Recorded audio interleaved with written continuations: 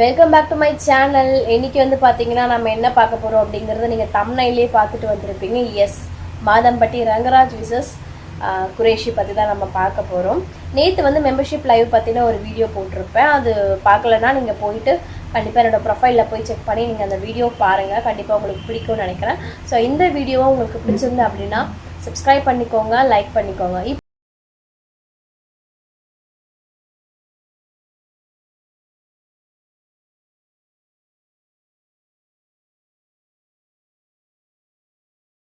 உங்களுக்கு ஆல்ரெடி நிறைய வீடியோஸ்லாம் பார்த்துருப்பீங்க. கேட்ரிங் வச்சு நடத்துகிறாரு. இப்போ வந்து குக் வித் கோமாளியில் வந்து ஜட்ஜாகவும் இருக்கார். போன சீசன்லேயும் இருந்தார், இந்த சீசன்லேயும் அவர் கண்டினியூ பண்ணிட்டு தான் இருக்கார். அது மட்டும் இல்லாமல் அவர் படங்கள்லையும் நடிச்சிருக்காரு. உங்களுக்கு தெரியும், நிறைய வீடியோஸ்லாம் அவரை பார்த்துருப்பீங்க, இன்ஸ்டாகிராம் எல்லாமே. இப்போது அவரோட டாபிக் தான் வந்து ட்ரெண்டிங்கான டாபிக் போகுது. ஒன் ஆஃப் த ட்ரெண்டிங்னு சொல்லலாம். மாதம்பட்டி ரங்கராஜோடைய விஷயம் போயிட்டுருக்குது. எல்லாருக்குமே தெரியும், அவருக்கு ஒரு முதல் மனைவி இருக்கும் போதே வந்து அவங்க கிட்டேருந்து ப்ராப்பராக டிவோர்ஸ் வாங்காமலே வந்து செகண்ட் மேரேஜ் பண்ணியிருக்காங்க. ஜாய் அவருடைய ஆடை அமைப்பாளர் அவங்களே வந்து கல்யாணம் பண்ணியிருக்காங்க செகண்ட் மேரேஜாக. இவங்க அப்போ வந்து ப்ரெக்னெண்ட்டாக இருக்காங்க. இப்படி நிறைய வீடியோஸ் வந்து நம்ம சோஷியல் மீடியாவில் பரவிட்டு இருக்குது. ஆனால் அதை குறித்து மாதம்பட்டி ரங்கராஜ் வந்து எதுவுமே வந்து தனியாக அதுக்கு ஒரு விளக்கம் வந்து கொடுக்கலன்னு தான் சொல்லணும். இப்போ அவர் என்ன சொல்லியிருக்காங்கன்னா, எனக்கு முதல் மனைவி கூட தான் இருக்கேன், ஜாய் வந்து எனக்கு வேண்டாம் அப்படிங்கிற மாதிரி அவர் சொல்கிறாரு. மாதம்பட்டி வந்து அப்படி சொல்லிட்டு இருக்காரு. ஸோ இதெல்லாம் ஒரு பக்கம் இருக்கும் போது நம்மளுக்கு கூட எதுக்கு குரேஷி வந்தார் அப்படிங்கிற கேள்வி வரும் இல்லையா. குரேஷி வந்து இந்த குக் வித் கோமாளியில் வந்து அவர் வந்து கோமாளியாக இருக்கார். நம்ம மாதம்பட்டி வந்து ஒன் ஆஃப் த ஜட்ஜாக இருக்கார்.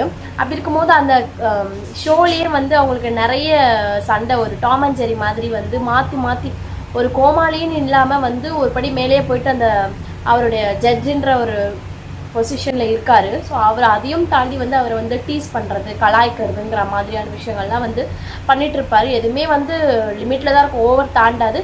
பட் அவங்களுக்குள்ள ஒரு ஃப்ரெண்ட்ஷிப் இருக்கலாம், பிஹைண்ட் த ஸ்க்ரீன் வந்து அவங்களுக்குள்ள ஒரு நல்ல பாண்டிங் இருக்கலாம். அதனால் வந்து அவருமே அதை பெருசாக எடுத்துக்க மாட்டார். ரெண்டு பேருமே வந்து மாற்றி கலாய்ச்சிட்டு, அதுலேயும் வந்து குரேஷி வந்து மாதம்பட்டியை வந்து ரொம்ப டீஸ் பண்ணுவார். ஒரு ஸ்கூல் மேட்டு காலேஜ் மேட்டெல்லாம் எப்படி டீஸ் பண்ணுறோமோ அந்த மாதிரி தான் பண்ணிகிட்டு இருப்பார். பட் இப்போது என்ன நடந்திருக்குன்னா, ஒரு படி மேலே போயிட்டு அவரோட பர்சனல் லைஃபே வந்து சேர்த்து வந்து சோஷியல் மீடியாவில் கலாய்க்கிற மாதிரியான ஒரு வீடியோஸ் தான் போட்டிருக்காரு.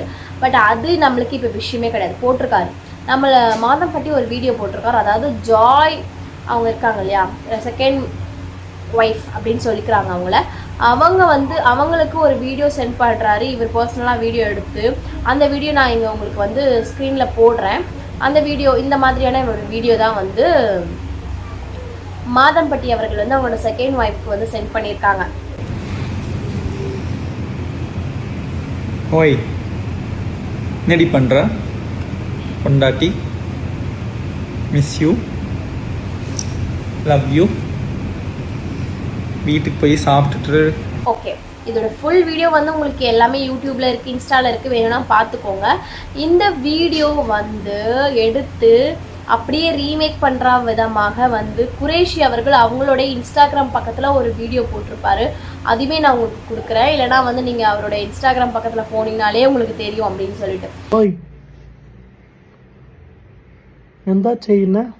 என்ன அப்படின்னா இதே தான். பட் ஆனால் வந்து பார்த்தீங்கன்னா அவரோட மாடுலேஷன், இதே மாதம்பட்டியோட மாடுலேஷன்லேயே வந்து வேற ஒரு கண்டென்ட் வச்சு போட்டிருக்காரு. அதாவது ஓணம் அப்போ வந்து எப்படி வந்து நீங்கள் வந்து உங்களுடைய கேர்ள் ஃப்ரெண்டுக்கு வந்து நீங்கள் எப்படி ப்ரப்போஸ் பண்ணுறீங்க அப்படிங்கிற விதமாக வந்து மாதம்பட்டியை இமிட்டேட் பண்ணி ஒரு வீடியோ எல்லாம் ஓகே. இவர் வந்து அவங்களோட செகண்ட் ஒய்ஃப்க்கு வீடியோ சென்ட் பண்ணது, பர்சனல் வீடியோ சென்ட் பண்ணதை லீக் பண்ணி அது ஒரு ட்ரெண்ட், ஒரு விதமாக ட்ரெண்ட் ஆச்சு. அதை வந்து இமிட்டேட் பண்ணி குரேஷி வீடியோ போடுறது எல்லாம் ஓகே. அவங்களோட பர்சனல் லைஃப் வந்து சோஷியல் மீடியாவில் வந்திருக்கு. அதனால் வந்து எல்லாமே வந்து கான்ட்ரவர்சியாக போவாங்க, வீடியோ ட்ரெண்ட் பண்ணுவாங்க, கலாய்ப்பாங்க, கமெண்ட் பாஸ் பண்ணுவாங்க. எல்லாமே ஒரு பக்கம் இருந்தாலுமே வந்து குரேஷி அவர்கள் போட்ட வீடியோவில் நம்மளுடைய மாதம்பட்டி ரங்கராஜ் அவர்கள் என்ன கமெண்ட் பண்ணியிருக்காருன்னா, அதையும் நான் உங்களுக்கு இங்கே ஆட் பண்ணுறேன்.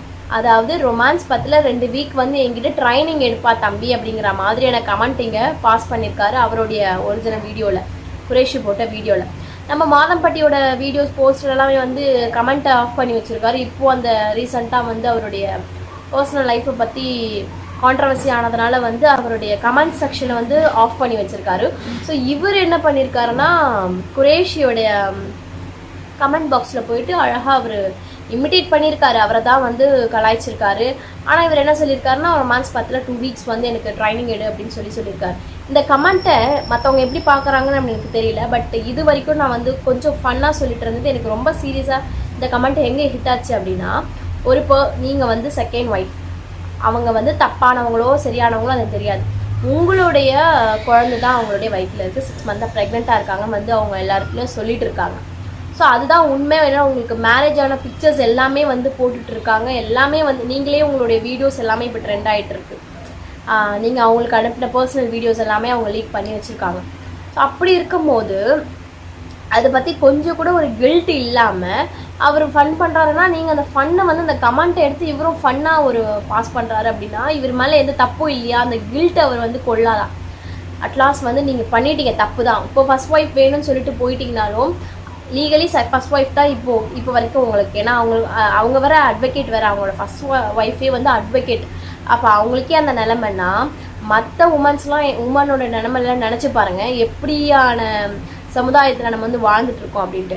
ஒரு நார்மலைஸ் பண்ணினா அந்த கமெண்ட் இருக்குது, அவ்வளோ பெரிய தப்பு பண்ணியிருக்காரு அவர். ஆனால் வந்து அதை நார்மலைஸ் பண்ணி அவர் கமெண்ட்லேயும் வந்து ஒரு கில்ட்டினஸ் இல்லாமல் அவ்வளோ ஜாலியாக அந்த கமெண்ட்டை பாஸ் பண்ணுறது எந்த விதமான மனநிலையில் அவர் இருப்பாருன்னு எனக்கு தெரியல. இது ரொம்ப எனக்கு ஹிட் ஆச்சு இந்த கமெண்ட். நீங்களாம் எப்படி பார்க்குறீங்கன்னு தெரியல. அது வந்து நிறைய பேர் குரேஷிக்கு வந்து ரொம்ப தைரியம், அவனுக்கு இவ்வளோ ஈஸியாக கலாய்ச்சிட்டு அப்படிலாம் சொல்லி ஃபன்னாக தான் கொண்டு போனாங்களே தவிர்த்து அந்த விஷயம் எவ்வளோ பெரிய சீரியஸான விஷயம். அந்த வீடியோ அவர் இமிடேட் பண்ணது கூட ஃபன் தான். எப்போ வரைக்கும்னா அவர் அந்த மாதிரி கமெண்ட் பண்ணாமல் இருந்த வரைக்கும் அந்த வீடியோ வந்து ஃபன்னாகவே தான் இருந்துச்சு. எப்படி எவ்வளோ பெரிய தப்பு பண்ணிவிட்டு அதை ஃபன்னாக வந்து கமெண்ட்டும் பண்ணுற ஒரு கில்ட்டினஸ் இல்லை, ஒரு கொஞ்சம் கூட கூச்சமே இல்லாமல் அந்த கமெண்ட்டை பண்ணுறாருன்னு எனக்கு தெரியல. மாதம்பட்டி ரங்கராஜ் வந்து எனக்குமே வந்து அந்த ஷோலையும் சரி அதுக்கு முன்னாடியும் சரி எனக்கு பிடிக்கும். நான் பார்த்து ஒரு அட்மைரான ஒரு ஆளாக தான் இருப்பாங்க. எல்லாருமே ஒரு பிஸ்னஸில் ஒரு நல்ல நிலைமைக்கு வந்திருக்காங்க, எல்லாத்துலேயுமே ஒரு ஈடுபாடு இருக்க, செஃப்பாக இருக்கார், மூவிஸ்லேயும் ஆக்ட் பண்ணுறாருன்னும் போது எல்லாருக்குமே பிடிச்சமான ஆளாக நிறைய பேர் இருப்பாங்க, நிறைய பேர் அவருக்கு ஃபேன்ஸ் இருப்பாங்க. இதில் வந்து எனக்கு அவர் அடுத்து நான் குக் வித் கோமாளி ஷோவை பார்க்குறதுக்கே எனக்கு வந்து ஒரு மாதிரி இருக்குது. ஏன்னா இந்த விஷயம் கான்ட்ரவர்சி ஆனும் போது கூட நான் அந்த ஷோ பார்த்துட்டு தான் இருந்தேன். நேற்று வரைக்கும் நான் வந்து ஷோ பார்த்துட்டு அந்த குக் வித் கோமாளி ஹாட் ஸ்டாரில் போட்டு எனக்கு அவரை பார்க்கும்போது எந்த ஒரு விதமான எனக்கு எதுவுமே தோணலை. ஆனால் அந்த கமெண்ட்டை பார்த்ததுக்கப்புறம் அவருடைய முகத்தை பார்க்குறதுக்கு எனக்கு வந்து அவ்வளோ ஒரு கோவம் வருது. மாதம்பட்டி ரங்கராஜோட கமெண்ட்டை பார்த்த உடனே உங்களுக்கு அந்த கமெண்ட்டை பார்க்கும்போது எப்படி இருக்குது அப்படிங்கிறத நீங்கள் கமெண்ட் செக்ஷனில் சொல்லுங்கள். இல்லை இதெல்லாம் சாதாரணம் அப்படின்னு நீங்கள் நினைக்கிறீங்களான்னு எனக்கு தெரியல. ஏன்னா வந்து அவ்வளோ நார்மலைஸ் பண்ணி அவர் அந்த கமெண்ட் இருந்துச்சு, எனக்கு அவ்வளோ கோவம் வந்துச்சு. நான் உங்ககிட்ட அதை ஷேர் பண்ணணும்னு நினச்சி ஷேர் பண்ணியிருக்கேன். ஸோ நெக்ஸ்ட்டு எந்த டாப்பிக்கை பற்றி பேசலாம் அப்படின்னு உங்களுக்கு ஏதாவது சஜஷன் இருந்துச்சு அப்படின்னா நீங்கள் கமெண்ட் பாக்ஸில் சொல்லுங்கள். அண்ட் தேங்க்ஸ் ஃபார் வாட்சிங். பாய். நெக்ஸ்ட் வீடியோவில் பார்க்கலாம்.